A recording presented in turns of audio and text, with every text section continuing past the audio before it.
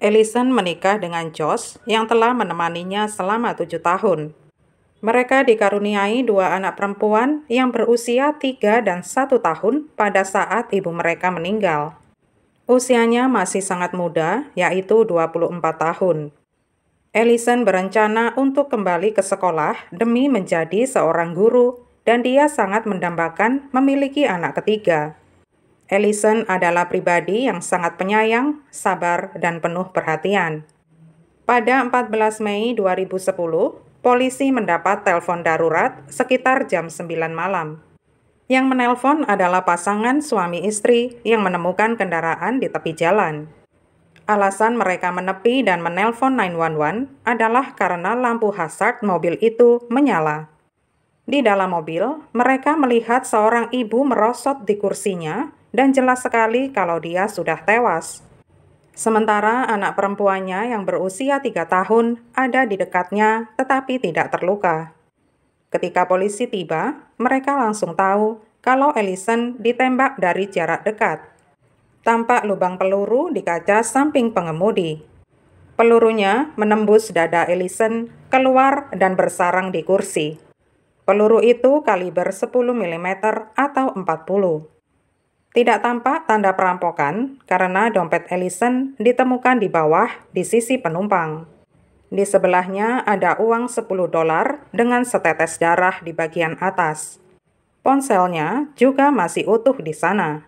Rupanya setelah ditembak, Ellison berjuang menghentikan mobil dan memakirnya semampunya, kemudian menyalakan lampu bahaya. Itu semua dilakukannya demi melindungi putrinya yang pada saat ditemukan polisi dalam keadaan tidur. Polisi sama sekali tidak mempunyai teori kenapa Ellison sampai dibunuh. Polisi tidak dapat mengambil sidik jari atau DNA di mobil.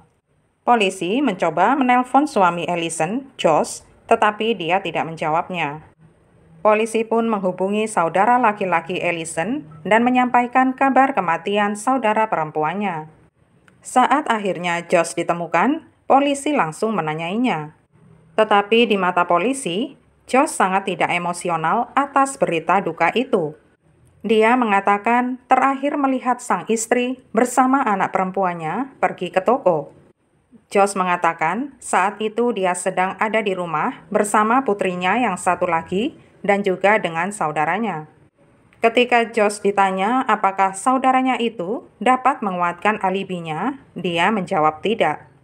Itu karena saudaranya sedang berada di kamarnya main video game. Polisi tidak bisa menghubungi Josh selama 40 menit. Mereka juga menilai beberapa jawaban Josh atas pertanyaan mereka terdengar aneh.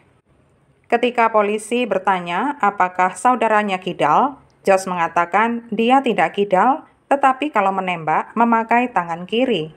Josh juga ditanya, misalkan dia yang melakukan pembunuhan itu, kira-kira kemana dia akan membuang senjatanya?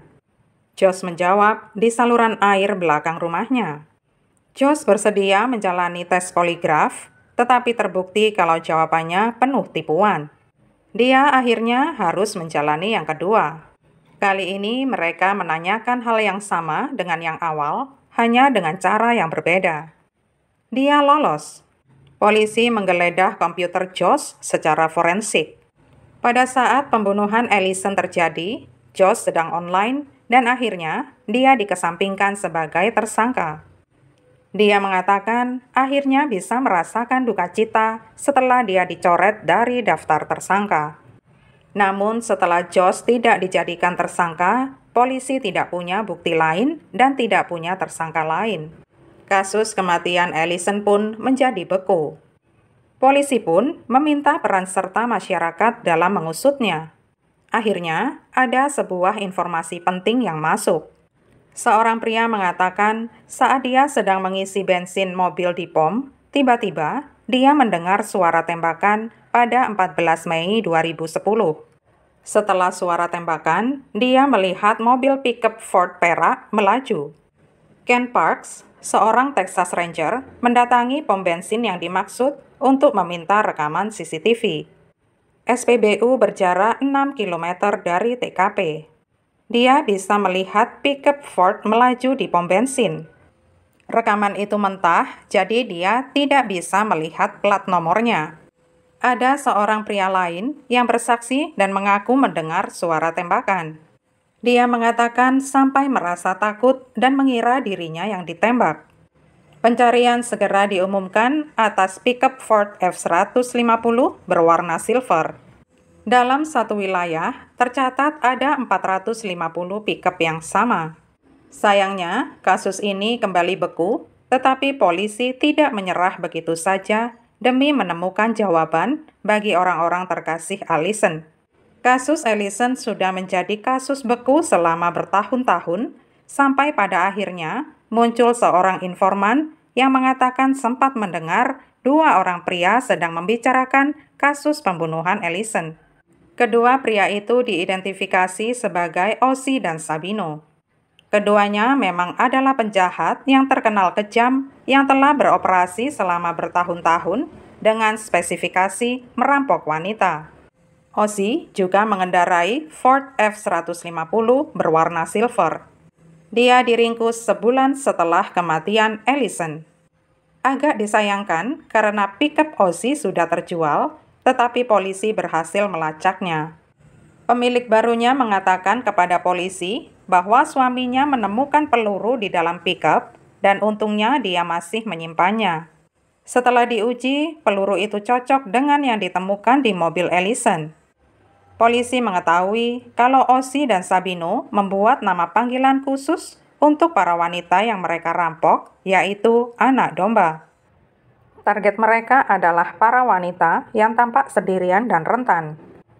Biasanya mereka berdua ditemani oleh Jessica, pacar Ozzy, untuk berkeliling dengan mengendarai pickup milik Ozzy. Ozzy dan Sabino memang sering mabuk, dan disinilah Jessica berperan sebagai pengemudi mereka. Jessica pun ditangkap atas tuduhan perampokan yang tidak terkait, dan dia bersedia untuk mengatakan yang sebenarnya kepada polisi. Jessica mengakui kalau dia yang mengemudi pada malam pembunuhan Allison. Mereka telah berencana merampok Allison dan Sabino lah yang memutuskan akan menembak korban. Jessica mengatakan dia melihat yang ada di dalam mobil adalah wanita muda. Dia mengatakan beriring-iringan dengan mobil Allison dan saking dekatnya sampai-sampai dia bisa menyentuh kaca spion mobilnya. Otopsi Allison menyebutkan bahwa dia mengalami luka bakar di bagian lengannya akibat bubuk mesiu yang tidak terbakar karena terlalu dekatnya jarak tembakan. Jessica mengatakan Sabino turun dan berjalan ke mobil itu setelah berhenti dan melihat dari jendela. Dia melihat Putri Allison di kursi belakang.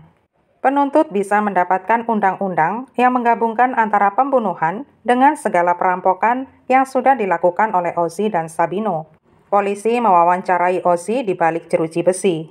Dia menyalahkan Sabino atas pembunuhan itu, dan dia tidak percaya Sabino tega menembak wanita tidak berdosa yang bersama seorang bayi. Dia mengatakan rencananya malam itu hanya merampok seseorang. Ozzy sepakat mengaku bersalah atas hukuman 35 tahun, tetapi Sabino tidak bersedia mengambil kesepakatan itu dan diadili pada April 2017. Dia tidak mau mengambil apapun yang diawali angka 3. Sabino dinyatakan bersalah dan pada 27 April 2017, Sabino dijatuhi hukuman 80 tahun penjara. Sabino sama sekali tidak menunjukkan penyesalan atas semua kejahatannya.